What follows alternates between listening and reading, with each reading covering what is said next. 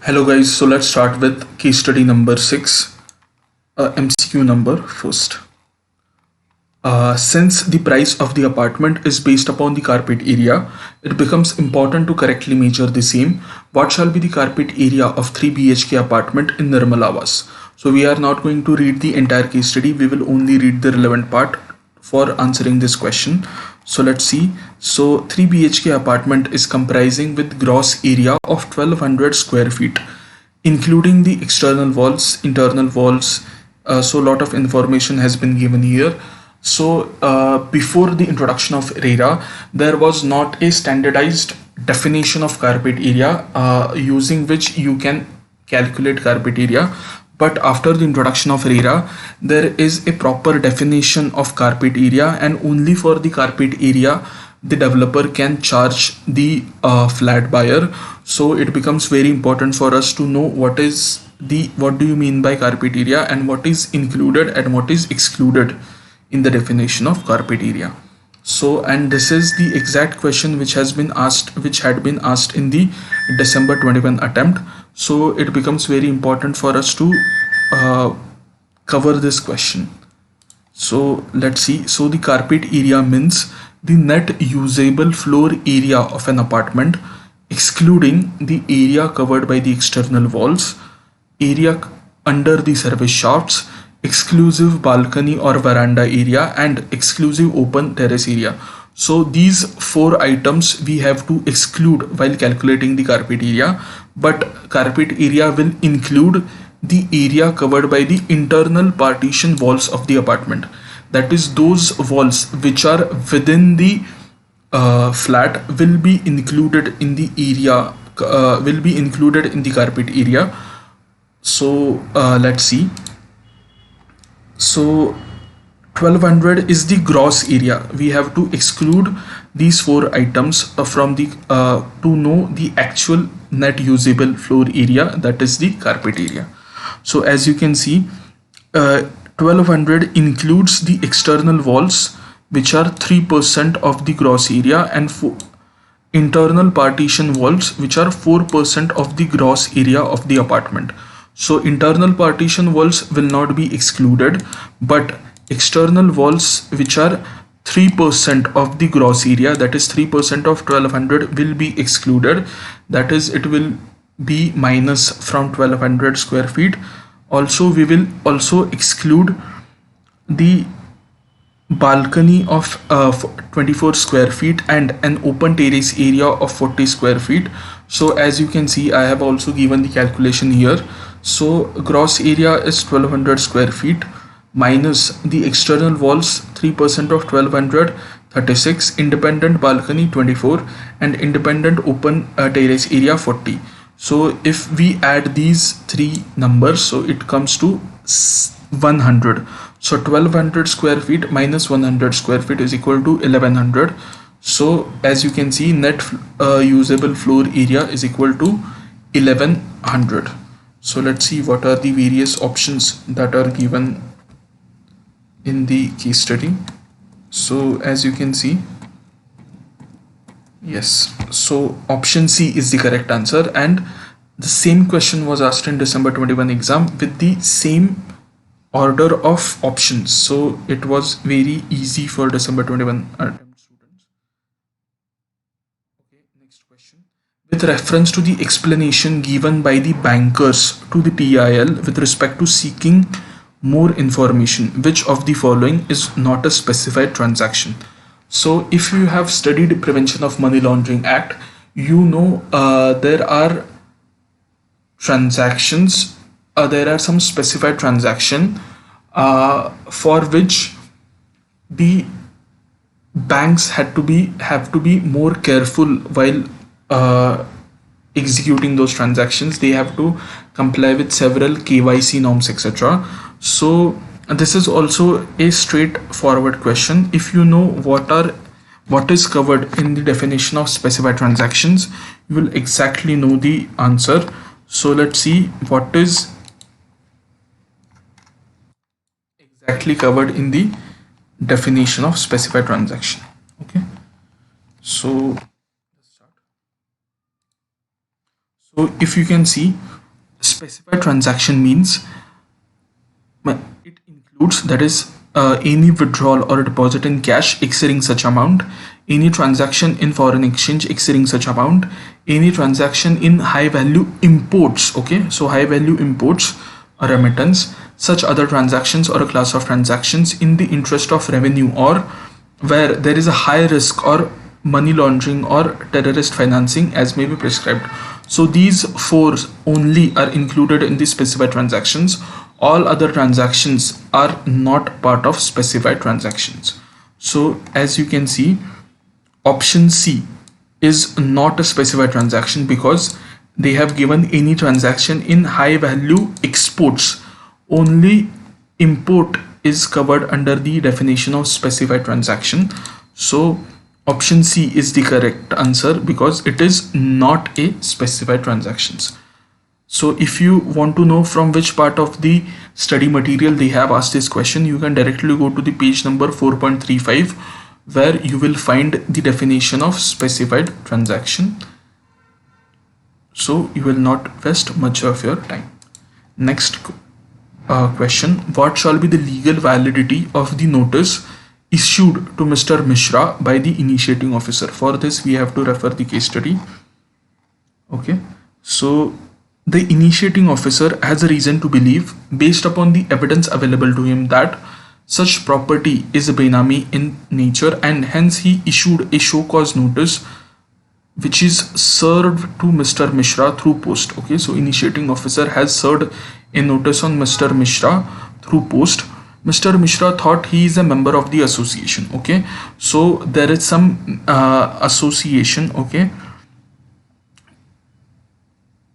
so Mr. Mishra is a member of such association, and since he is a member of the association, the initiating officer has forwarded him the notice.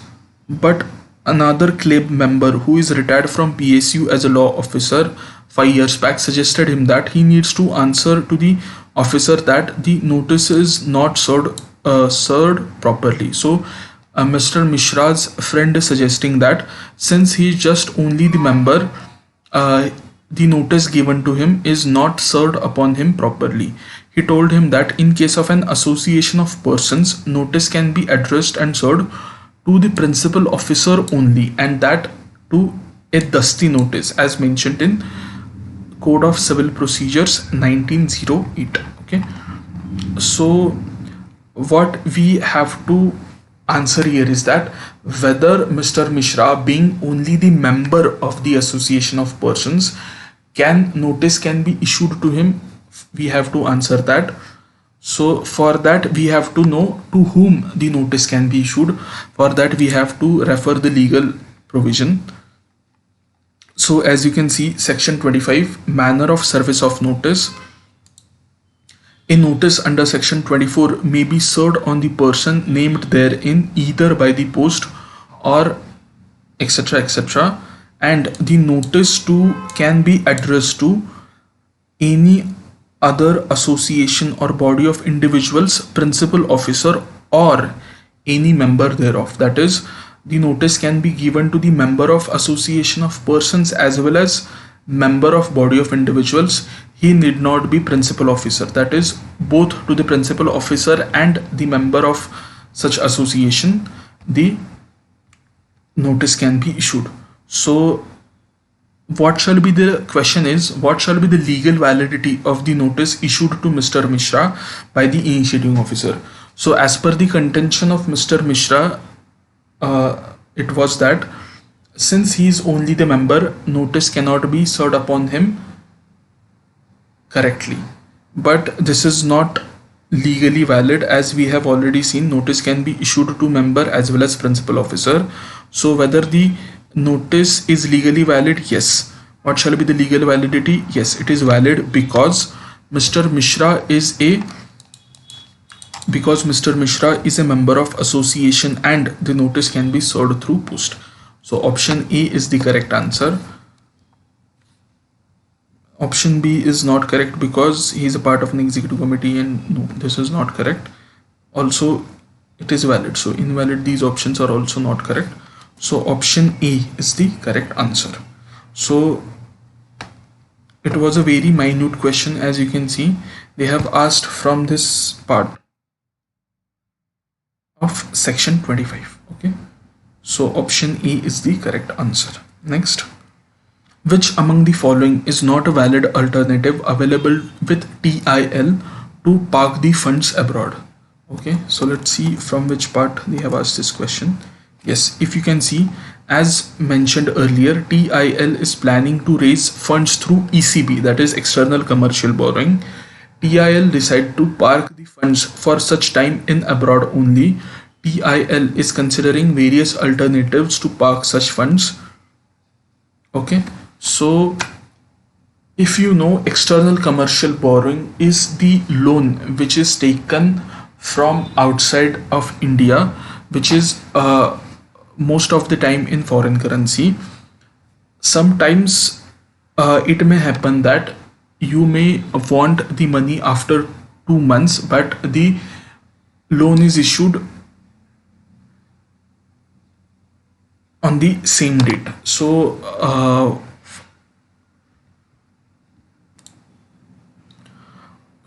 we have to know where the a person who has raised the ECB can park his funds before remitting it to India for the use. Okay, so for this we also have to refer the explanation.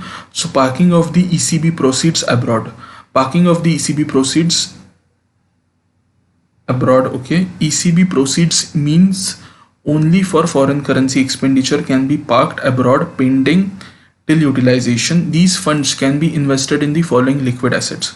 So if you want to park, that is if you want to invest the ECB funds, you can invest only in these specified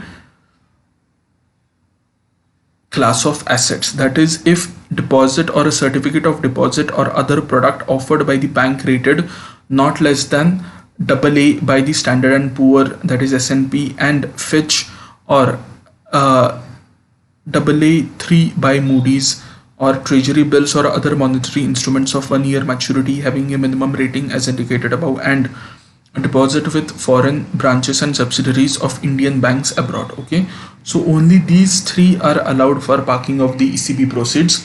So let's see what are the various options that they have given. So yes, so deposit of the funds with foreign bank rated AA by S&P, it is covered, that is it is allowed.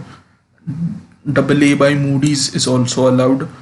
Deposit with funds with deposit the funds with foreign branch of Indian bank abroad, if you can see, it is also covered in the, that is it is also allowed. So option C is the not a valid alternative, as treasury bills up to 1 year maturity rated A plus by Fitch, so it has to be AA minus or AA minus and above. So A plus is not an acceptable alternative, that is it is not a valid alternative. So option D is the correct answer. This question was also repeated in December 21 exam. Next, what shall be the legal validity of the decision taken by the committee of the creditors to replace the resolution professional? Okay, yes, so from this they have asked this question. In meantime, the interim resolution professional was further appointed as the resolution professional under section 22. So IRP was appointed as the resolution professional, but later the committee of the creditors found his performance not acceptable, and in one of its meeting passed a resolution with 73% of the voting share of the financial creditors to replace him with another insolvency professional whose consent was taken in writing prior to such meeting, and the copy of resolution along with the proposed name of the insolvency professional was furnished to NCLT. So if you know, as per IBC 2016, if you want to replace a resolution professional, you need at least 66% of the voting share of financial creditor in committee of the creditors. So here they have actually got approval of 73% voting share in COC. So they have validly followed the law. So what shall be the legal validity of the decision taken by the committee of the creditors to replace the resolution professional? It is totally valid, as they have got the requisite approval of 73%, which is more than required 66%. Okay, so option E is the correct answer. So in this way we have completed our discussion of case study number 6. So if you can see, the question first was copy paste asked in December 21 exam. Question 2 was also asked in December 21 exam. Question 4 was also asked in December 21 exam. So 3 questions were copy paste repeated in December 21 exam. Okay, so it becomes very important for us to cover the entire MCQs with exact legal provision. So don't forget to check out this PDF file, which you will find in the description box. Thank you.